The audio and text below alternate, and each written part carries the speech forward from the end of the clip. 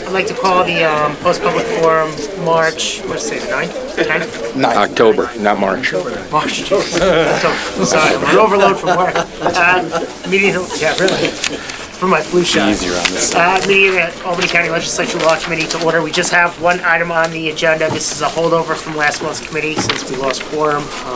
Couldn't vote on it. This is Mr. Drake's local law F. It's an anti-nepotism law. Mr. Drake's here. He's happy to explain it or answer any questions that members of the committee may have. Is there anybody who wants to discuss it? Do you want to explain it, Mr. Drake? Any questions? I think we've gone over it a bunch of times. Anybody? Okay. I'd be okay with an explanation. Okay. Well, what's a nutshell then? Basically, we're going to modify or insert into the Code of Ethics a clause regarding nepotism, which is the hiring of relations. And these are two high-ranking positions, policy-making positions. There is an annex list that did come out in committee. It's not attached here. It's probably in the agenda. This would require a public referendum to become into law, which at this point would be the following election, not this election.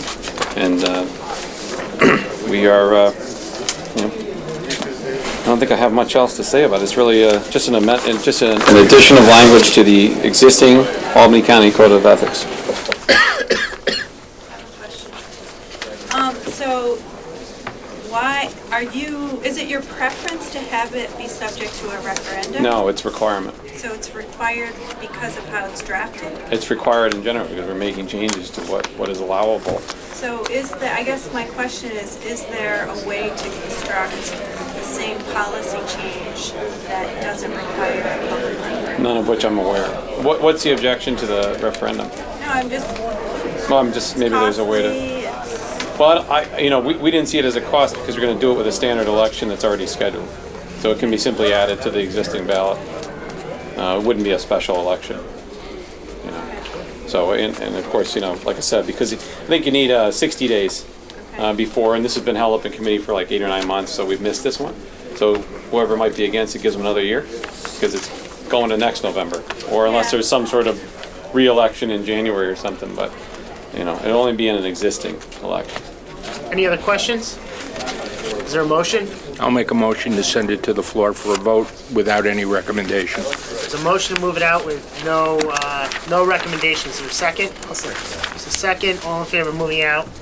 No recommendation. Raise your hands. 1, 2, 3, 4, 5, 6. All right, so the bill's reported with any negatives? No negatives. Okay. Thank you, Law Committee.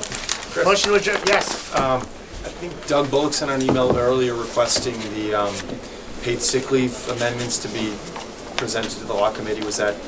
He did. I got the email today, Sam. The problem is it does not comply with the public notice meeting requirements of the public officers law. We had to notice the agenda, put it out on the website, what we were going to review, and we need 7 days to do that. So we could not put it on the agenda.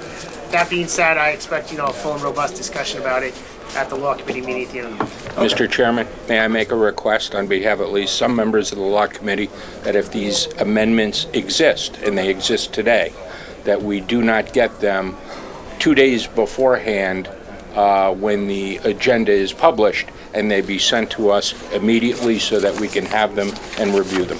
Sure. I don't know if he did that. I don't know if he did that, but I will go ask him right now. Well, the bottom line is if he wanted them delivered tonight, Sure, I it understand. appears that they must be out and available.